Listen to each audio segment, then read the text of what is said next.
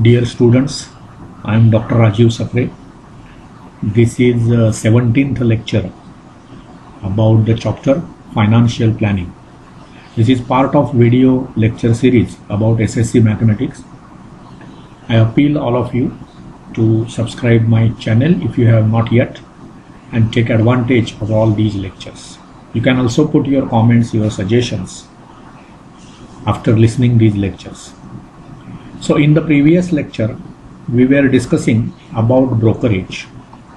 So in your book, it is nicely written. See, I have told already to you that stock market, right? Stock market is the place, correct? Stock market हे काय आहे? अशी जागा की जिथे तुम्ही shares विकता किंवा विकत घेता. So this is a place where shares can be purchased or sold.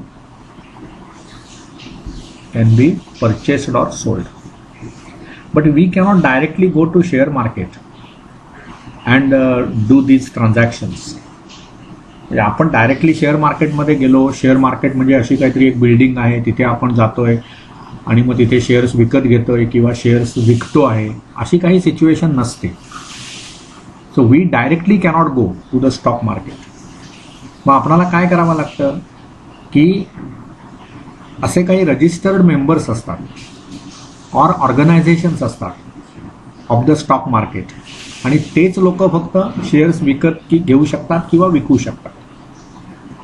So त्यांच्याशी आपल्याला कनेक्ट व्हावं लागतं आणि त्यांच्या माध्यमातून आपण शेअर्स विकत किंवा विकू शकतो, विकत घेऊ शकतो किंवा विकू शकतो. म्हणून इथे मी म्हटलंय बघा, we directly cannot go to stock market and buy or sell shares. Only the registered members or organisation agency of the stock market can buy or sell on our behalf. आपल्यातर्फे ते खरेदी करतात किंवा ते शेअर्स आपले विकतात. तुम्ही directly नाही करू शकत. हे जे मेंबर्स आहेत त्यांनाच म्हणतात शेअर ब्रोकर्स. असे अनेक शेअर ब्रोकर्स आहेत. मोतीलाल ओसवाल हे एक नाव तुम्हाला ऐकून माहिती असेल. They are share brokers for catering the service. मग ते तुमच्यासाठी हे काम करणार ना. For catering the service of buying and selling of the shares ते तुम्हाला चार्ज करतात पर शेअर. एक शेअर विकण्यासाठी ते तुम्हाला काहीतरी कमिशन तुमच्याकडून घेतात असं आपण म्हणूया. त्यालाच म्हणतात ब्रोकरेज. जसं जागेचे व्यवहार तुम्हाला ऐकून माहिती असतील या गोष्टी, की जागा माझी समजा जागा विकायची, मी कुठे आता लोकांना जाऊन भेटत राहणार. मी काय करतो, कोणीतरी मध्यस्थ गाठतो जो ह्या कामात तरबेज असतो. त्याला मी सांगतो बा माझी अशी अशी जागा आहे, ती तुम्ही विकायची आहे असं लक्षात ठेवा. मग तो काय माणूस करणार, माझ्यातर्फे तो जाहिरात देणार किंवा तो लोकांना गाठणार, ती जागा माझी दाखवणार, त्याच्याबद्दल त्याची भलामण करणार, त्याचं चांगलं वाईट काय ते सांगणार. आणि मग तो ती जागा आपली विकली गेली की असं आहे का, तो समाजसेवा करतोय का, नाही करत तो समाजसेवा. तो काय करणार, माझ्याकडून त्याच्या संदर्भात काहीतरी कमिशन घेणार. यालाच म्हणतात ब्रोकरेज. त्यांनी माझं काम केलं ना जागा विकण्याचं. तसंच तुमचे शेअर्स तुम्ही डायरेक्टली विकू शकत नाही. जसं मी माझी जागा डायरेक्टली नाही विकू शकत, आपले कुठे एवढे कॉन्टॅक्ट्स असतात. मग आपल्याला काय करावं लागतं, एक मध्यस्थ गाठावा लागतो, ज्या मध्यस्थाच्या माध्यमातून तुम्ही तुमची जागेची खरेदी विक्री करता. लक्षात आलं का. मग तो काय करणार माणूस, जो मध्यस्थ आहे तो माझ्याकडून कमिशन घेणार. का तर त्याने माझी जागा विकली. मला जे काम जमणार नव्हतं डायरेक्टली ते त्याने करून दिलं. तसंच इथे आहे. शेअर्स तुम्ही डायरेक्टली नाही विकू शकत स्टॉक मार्केटमध्ये, किंवा तुम्ही खरेदी पण करू शकत नाही स्टॉक मार्केटमध्ये. मग अशा वेळी हे जे मध्यस्थ असतात त्यांनाच म्हणतात शेअर ब्रोकर्स. मग ते हे काम करतात तुम्हाला, आणि त्यांनी हे तुमचं काम केलं म्हणून तुमच्याकडून ते काही कमिशन घेतात. त्यालाच म्हणतात ब्रोकरेज. बघा, for catering the service of buying and selling of shares they charge some amount and that amount is called brokerage. आणि हे ब्रोकरेज कशावर पे केलं जातं, ऑन मार्केट व्हॅल्यू. ब्रोकरेज आपण असं म्हणूया, brokerage is paid, brokerage is charged on market value. Brokerage is charge on market value. हा मुद्दा लक्षात घ्या. Brokerage is charge on market value. त्याच्यानंतर मागे एक आपण डिव्हिडंड हा कन्सेप्ट बघितला होता. तर it is given on the face value. अशा सर्व गोष्टी आम्हाला मुखोद्गत पाहिजे. त्यामुळे हे काही प्रोजेक्ट्स तुम्हाला सांगितलेले आहेत. एखादा जो शेअर ब्रोकर असेल त्याच्या ऑफिसमध्ये जा, तिथली सर्व माहिती घ्या. तुम्ही तुमच्या टी व्हीवर ज्या फायनान्शियल प्लॅनिंगच्या संदर्भातल्या साईट्स असतात तिथे जाऊन माहिती घ्या. कसं शेअरचं काम चालतं हे समजावून घ्या. हे सर्व फार महत्त्वाचं आहे, लक्षात घ्या. आता दुसरं कसं आहे की तुम्हाला माहिती आहे की तुम्ही याच्या आधीच्या भागामध्ये या चॅप्टरमध्ये तुम्ही GST शिकलात. GSTचा फुल फॉर्म काय होता? Goods and service tax. मग याच्यामध्ये ही सर्व्हिस आहे. तुम्हाला कोण देतं ही सर्व्हिस? शेअर ब्रोकर्स देतात तुम्हाला. लक्षात आलं ना? शेअर ब्रोकर्स तुम्हाला सर्व्हिस देतात की तुमच्याकडे असलेले जे शेअर्स आहेत ते विकणं, किंवा तुम्हाला काही शेअर्स खरेदी करायचे असतील तर ते खरेदी करून देणं, किंवा त्याच्यासाठी काही गायडन्स करणं की आत्ता तुम्ही कुठल्या कंपनीचे शेअर्स घेणं चांगलं, कुठल्या कंपनीचे शेअर्स आत्ता न घेणं चांगलं, आत्ता हे शेअर्स विकणं चांगलं, एटसेट्रा एटसेट्रा. हे जे सर्व तो गायडन्स तुम्हाला देत असतात ती त्याला म्हणायचं service. Share brokers provide services for purchase and sale of shares of their clients. बघा इथे कसा कन्सेप्ट आहे बघा. शेअर ब्रोकर्स असतात. हे जे शेअर ब्रोकर्स आहेत हे काय करतात? तुम्हाला गायडन्स देतात. कशासाठी गायडन्स देतात? की तुमच्याकडे जे शेअर्स आहेत एखाद्या कंपनीचे ते आत्ता विकणं फायदेशीर आहे की न विकणं फायदेशीर आहे. तुम्हाला ते सुचवतील बा ह्या कंपनीचे शेअर्स आत्ता तुम्ही खरेदी करून ठेवा, काही दिवसांनी तुम्हाला त्याच्यामधून फायदा होईल. हे सर्व कशासाठी आहे बघा? इन्व्हेस्टमेंट आहे. आणि इन्व्हेस्टमेंट आपण कधी करतो? ज्यावेळी आपणाला त्या इन्व्हेस्टमेंटमधून काही फायदा मिळवणं अपेक्षित असतं. असं आहे का मी 500 रुपये कुठेतरी गुंतवले आणि 3 महिन्यांनी ते 400 झाले तरी मला काही म्हणायचं नाही, असं नसणार ना. तुम्ही जी काही इन्व्हेस्टमेंट करता त्याच्यावर तुम्हाला फायदा होणं अपेक्षित आहे. मग ह्या सर्व शेअर मार्केटमध्ये तर अनेक कंपन्या आहेत. Lot of companies are there. मग आपला एवढा अभ्यास असणार का की आता आणि आपल्याला एवढा वेळ आहे का की आत्ता शेअरचे भाव काय आहेत, ते चढतायत की उतरतायत, वेगवेगळ्या जे काही शेअर्स तुम्ही परचेस केलेले आहेत त्यांच्या बाबतीत, किंवा आणखी कुठले शेअर्स मला विकत घ्यायचे आहेत, हे सर्व आपल्याला हा डेटा ठेवणं कठीण आहे आणि एवढा वेळ काढणं पण कठीण आहे. म्हणून मग काय केलं जातं की हे शेअर ब्रोकर्स तुम्हाला ह्या सर्व्हिसेस देतात. कशाच्या सर्व्हिसेस देतात? For purchase and sale of shares. For purchasing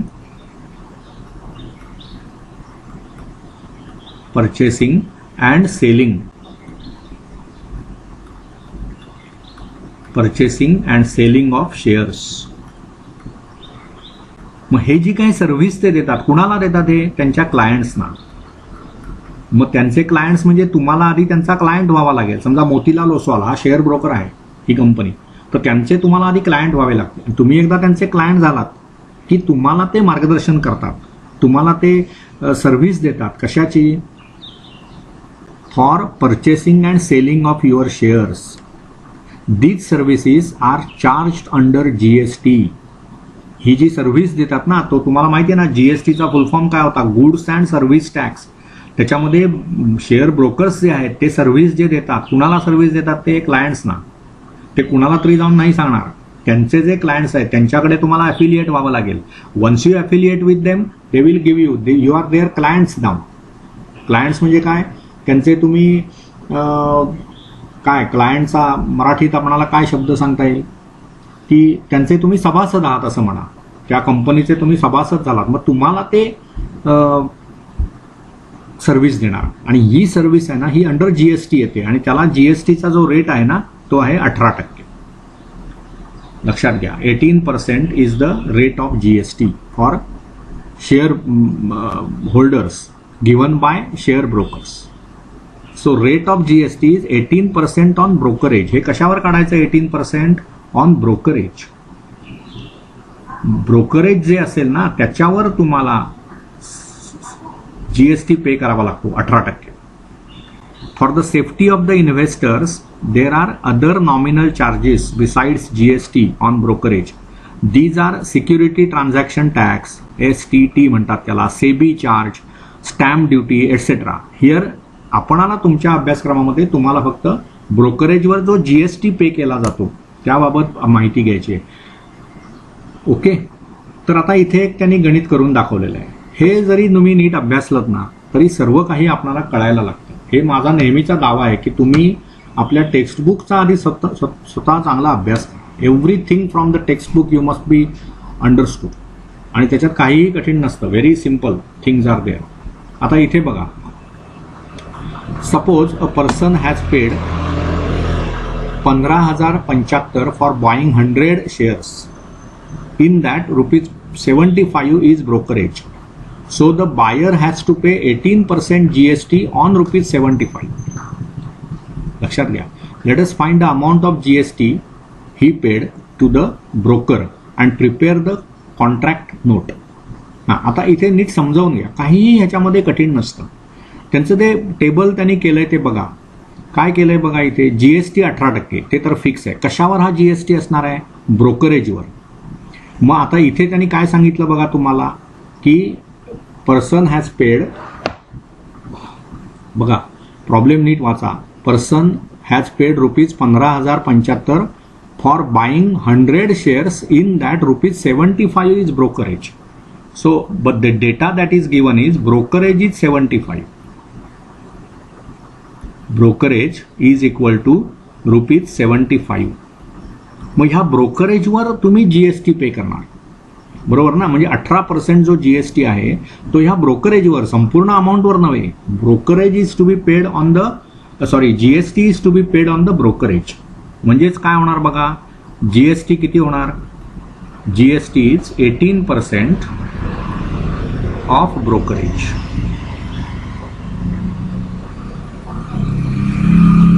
so it is what, 18% of 75. So it is 75, 18 upon 100 into 75. म्हणजे हे 25 त्रिक 75, 25 चौक 100 आणि मग हे तुम्ही करा 18 त्रिक 54 भागिले 4 म्हणजेच किती झालं 27 भागिले 2 म्हणजेच किती झालं 13.50. So ₹13.50 we should say. हे झालं GST पेड. मग for the above share trading the contract note काय असेल बघा. B means buy. लक्षात घ्या इथे नंबर ऑफ शेअर्स आणि 100B. बघा इथे नीट वाचा. हे 100 कंसात B लिहिलेलं आहे. याचा अर्थ 100 शेअर्स विकत घेतले, बाईंग. बघा नाही, suppose person has paid for buying 100 shares म्हणजे ते विकत घेतले. सेल केले तर एस येणार इथे. मग मार्केट व्हॅल्यू किती आहे बघा, ती आपण म्हणजे आधीच्या प्रॉब्लेमशी याचं रिलेशन आहे. त्यामुळे मार्केट व्हॅल्यू 150. टोटल प्राइस 100 शेअर्सची किती होणार, 150 गुणिले 100 म्हणजे 15,000 होणार. ओके. नंतर ब्रोकरेज 0.5% आहे. हे आधीच्या प्रॉब्लेमशी रिलेटेड आहे. 0 म्हणजे ₹75 हे ब्रोकरेज झालं. GST to be paid on that, त्यातला 13.50 आपण काढला, पण 13.50 मधला निम्मा हा CGST, निम्मा हा SGST. त्यामुळे 6.75, 6.75 आणि मग टोटल व्हॅल्यू किती होणार बघा. हे 15,000, हे 75 आणि ते 13.50 म्हणजे 88.50. 15,088.50 अशी ही कॉन्ट्रॅक्ट नोट तुम्हाला मिळणार. I hope you understood. हे कॉलम्स लक्षात ठेवा. नंबर ऑफ शेअर्स पहिल्यांदा किती ते लिहायचं, मग कंसात ते B किंवा S लिहायचं, बाईंग किंवा सेलिंग. मग मार्केट व्हॅल्यू काय शेअर्सची, टोटल प्राइस काय झाली, 100 शेअर्स 150 रुपयाप्रमाणे म्हणजे 15,000 झाले. ब्रोकरेज किती झालं 75 रुपीज. म्हणजे मग त्या ब्रोकरेजवर तुम्ही GST काढलात, मग तो किती आला होता 13.50. पण त्यातलं निम्म CGST, निम्म SGST, त्याच्यामुळे हे 6.75, 6.75 झाले. म्हणजे एकूण 15,088.50 एवढं त्याला टोटल व्हॅल्यू पे करावी लागणार. तिसरा प्रॉब्लेम बघा. I hope you understood this. Okay. हे सर्व प्रॉब्लेम्स आहेत ना, हे नीट अभ्यासले पाहिजेत. ते आपल्याशीच आपण बोलायचं. मॅथमॅटिक्स शिकण्याचा सोपी आयडिया काय, हे काय लिहिलं आहे आपण आपल्याला समजलं ना की आपण मोठ्याने बोलायचं, की हे सर्व कळतं आपल्याला. हे लक्षात घ्या. आता इथे बघा, Bashir Khan purchased 100 shares of market value 40. बघा म्हणजे काय झालं, परचेस केलं, बाय केलं त्याने, सेल बाय केलं. किती शेअर्स बाय केले, 100 shares. 100 shares. Okay. Per share market value काय आहे ₹40. Market value ₹40. हा डेटा दिलेला आहे. पुढे काय म्हटलंय बघा, brokerage paid at the rate 0.5%. So rate is given, rate of brokerage. So brokerage is equal to 0.5%. This is brokerage. And rate of GST on brokerage is 18%. GST is always paid on brokerage and it is equal to GST rate is 18%. एवढा data तुम्हाला दिलेला आहे. Find the total amount he paid for the share purchase. मग त्या बशीर खानने सर्व हे 100 share purchase करण्यासाठी किती अमाऊंट पे केली. आता कसं काढणार बघा, मार्केट व्हॅल्यू गुणिले 100 आधी. म्हणजे काय झालं बघा, व्हॅल्यू ऑफ 100 शेअर्स समजा तुम्हाला काढायचं आहे. Value of 100 shares what will be that 40 into 100. 40 into 100 म्हणजेच किती झाले 4000 ₹4000. ठीक आहे. आता ब्रोकरेज पर शेअर किती आहे बघा, त्यांनी सांगितलेलं तुम्हाला ब्रोकरेज 0.5 आहे, बरोबर ना. मग आता काय करणार आपण, ब्रोकरेज पर शेअर, ब्रोकरेज हे कशावर काढलं जातं मार्केट व्हॅल्यूवर. So brokerage per share,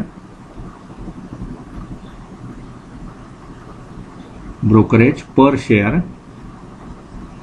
is equal to किती येणार 0.5% ना, म्हणजे 0.5 अपॉन 100 आणि पर शेअरचा रेट किती आहे, मार्केट व्हॅल्यू किती आहे 40. मग हे कॅल्क्युलेशन 0.5 म्हणजे 1/2 झालं, बरोबर ना. म्हणजे हे 1/2 अपॉन 100 म्हणजेच किती झाले हे, किंवा हे 40 गुणिले 0.5 करा, 40 पंचा 200 म्हणजे हे किती झाले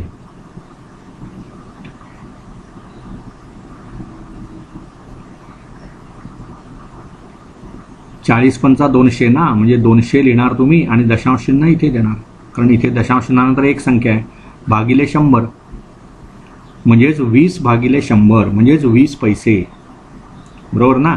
सो इट इज ₹0.20 म्हणजेच थोडक्यात 20 पैसे. मग आता एका शेअरची कॉस्ट किती झाली बघा, cost of 1 share,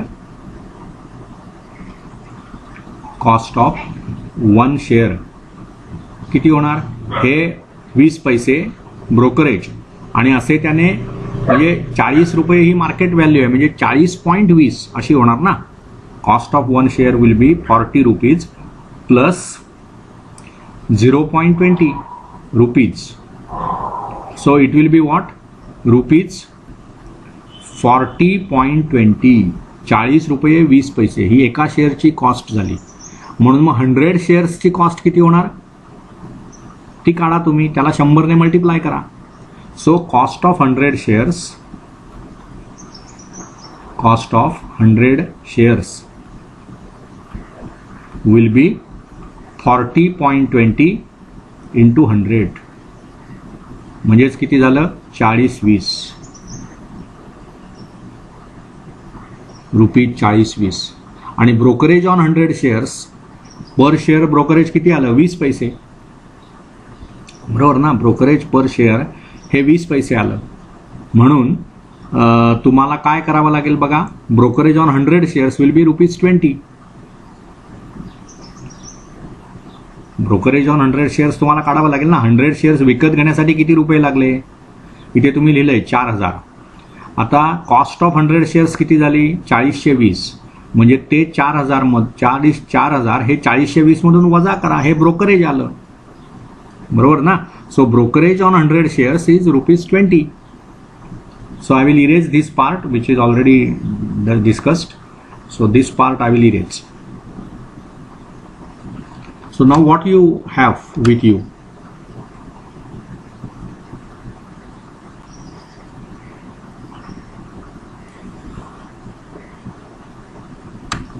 see now what we have is brokerage on 100 shares will be what, cost of 100 shares minus value invested म्हणजे 20 रुपये. थोडक्यात ब्रोकरेज ऑन 100 शेअर्स म्हणजे काय झालं 4020 मायनस ₹4000. So it is ₹20. ठीक आहे. आता पुढे काय होणार बघा, आपल्याला जीएसटी कॅल्क्युलेट करायचं आहे. जीएसटी हा ब्रोकरेजवर. सो जीएसटी विल बी 18% ना, तो दिला आहे तुम्हाला, म्हणजे 18/100 इंटू 20, म्हणजेच किती झालं, 18/100 इंटू 20 म्हणजे किती, 18×36 म्हणजे 360 भागिले 100 म्हणजेच ₹3.60 हे झालं ब्रोकरेज. ओके. त्याच्यामुळे आता काय करावं लागणार त्याला, so that Bashir Khan paid ₹4020 आणि हे 3.60 on that 100 share. So total amount that he has to pay, total amount to be paid, total amount to be paid is equal to ₹4020 plus ₹3.60.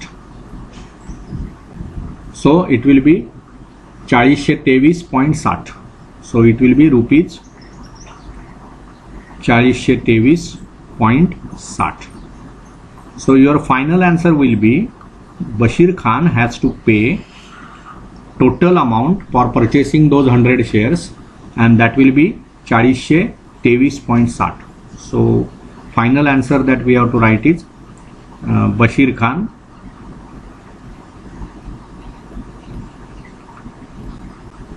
paid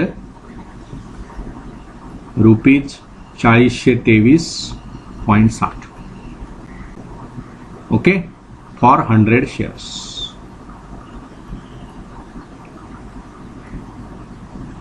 थोडक्यात मुद्दा काय झाला बघा, मार्केट व्हॅल्यू जी आहे त्याला तुम्ही नंबर ऑफ शेअर्सनी गुणणार.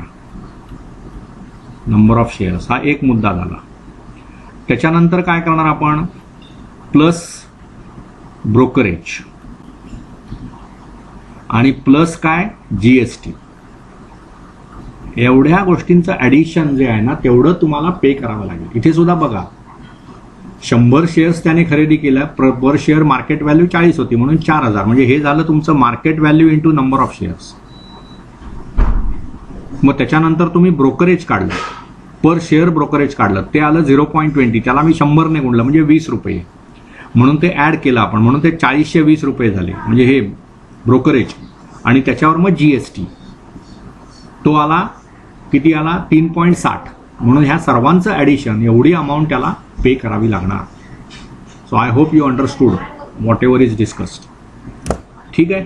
So we will continue in the next lecture, but I hope you are understanding all this things. आणि ही एक सवय लावा की तुमच्या पुस्तकामध्ये दिलेले सॉल्व्ड प्रॉब्लेम्स आधी नीट अभ्यासायचे, आपण वाचायचे असं नाही म्हणत आहे मी.